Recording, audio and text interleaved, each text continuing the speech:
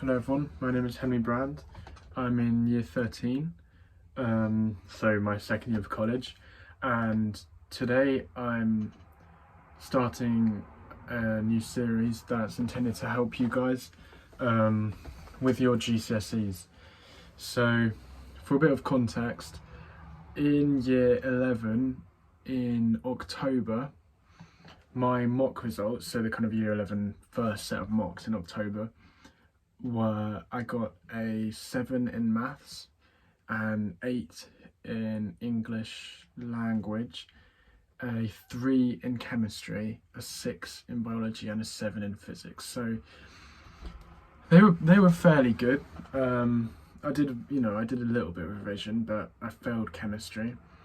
Those were the only subjects we did for those mocks, and then just a few months later in January mocks, I achieved, we did all of our subjects then. So my year did English literature in year 10, so I didn't have to worry about that.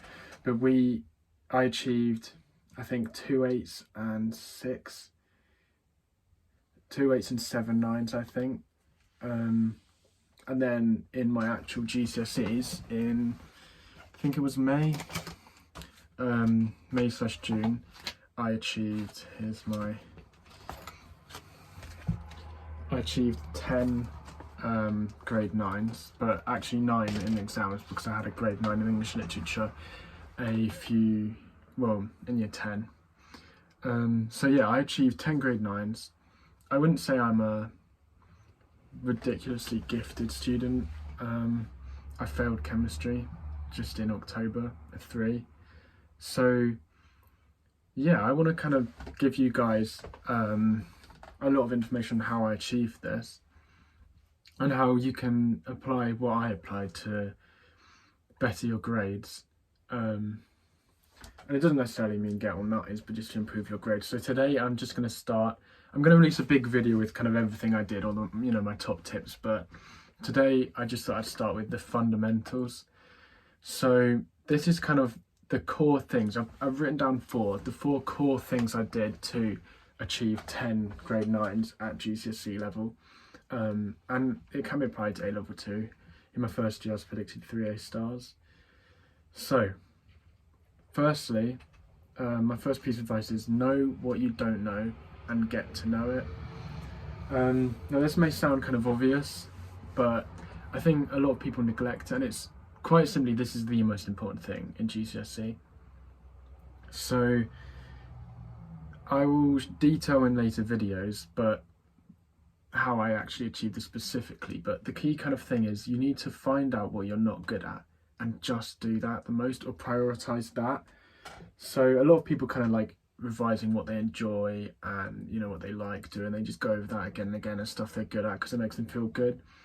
But the key with GCSE and anything in education is you need to find out what you're bad at. So you need to be revising the stuff you hate revising, basically, and you need to be revising things you're bad at. Secondly is avoid distractions.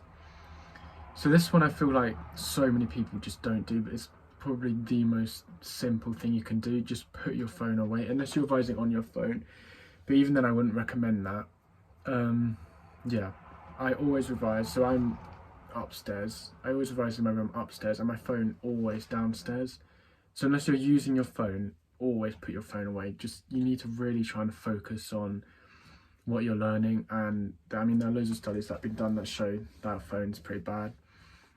When you're revising, they're just distracting. So yeah, that's massive. That should be like non-negotiable. Just put your phone away for the time you're revising. You can go on it after and stuff, but yeah, keep your phone away. Third, try to test yourself in as many ways as possible. Once again, I'll detail this kind of in more depth later in another video, but you just need to make sure you're testing yourself with as many things as possible. So flashcards, practice papers, lots of websites that do it, YouTube videos, talking to people.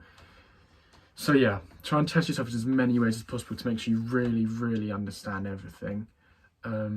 And finally, SAAD, and this stands for spaced repetition, active recall, associations, and desirable difficulty. So this is kind of how to revise, I guess, or like how to be good at it, and it's something that a lot of studies have been done on. So spaced repetition involves going over what you've learned regularly. So if you've learned something, you don't just forget about it and kind of think, oh yeah, I've done that. You need to keep going over it again and again in months to make sure that it kind of sits in your memory. Active recall is basically saying test yourself as much as possible. Like, you need to be interacting with what you're revising, so don't just read notes. Test yourself, flashcards, little quizzes, stuff like that. You need to actually be thinking about it and trying to, like, yeah, actively recall stuff instead of just reading it and being like, oh yeah, I know that. The second A is for associations. This one I found less helpful, but it kind of is saying you need to link things together just to help you remember stuff. So I don't know, you could, for example, like the mitochondria is the powerhouse of the cell.